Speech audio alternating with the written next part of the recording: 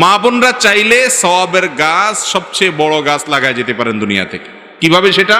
সন্তানকে আল্লাহর সঙ্গে পরিচিত করায় দেওয়ার মাধ্যমে, সুন্নাতে অভ্যস্ত করার মাধ্যমে।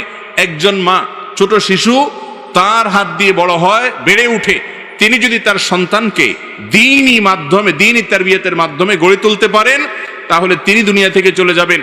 তার শেখানো দোয়া এই ছেলে সারা জীবন করবে, এই মেয়ে সারা জীবন করবে, তার অভ্যাস গড়ে তোলা নামাজ সারা জীবন আদায় করবে, যত ভালো কাজের অভ্যাস গড়ে দিয়ে যাবেন, তিনি দুনিয়া থেকে চলে যাবেন। এর সওয়াবের গাছ থেকে সওয়াব তার আমলনামায় যুক্ত হতে থাকবে ইনশাআল্লাহ। অতএব বেশিরভাগ মা বোনরা এক্ষেত্রেও ত্রুটিকরণ বিচ্যুতি করেন।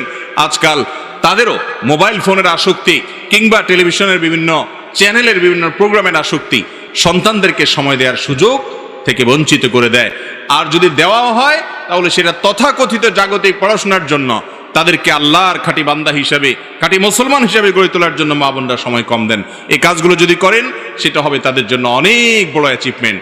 আল্লাহ তাআলা আমাদের মা বোনদেরকে কাজগুলো করার তৌফিক দান করুন। এই বিষয়গুলো অনেক গুরুত্বপূর্ণ একজন মুসলিম নারীর জন্য। আল্লাহ তাআলা আমাদের মা বোনদেরকে আমলের প্রতিযোগিতায় অগ্রসর থাকার তৌফিক দান করুন।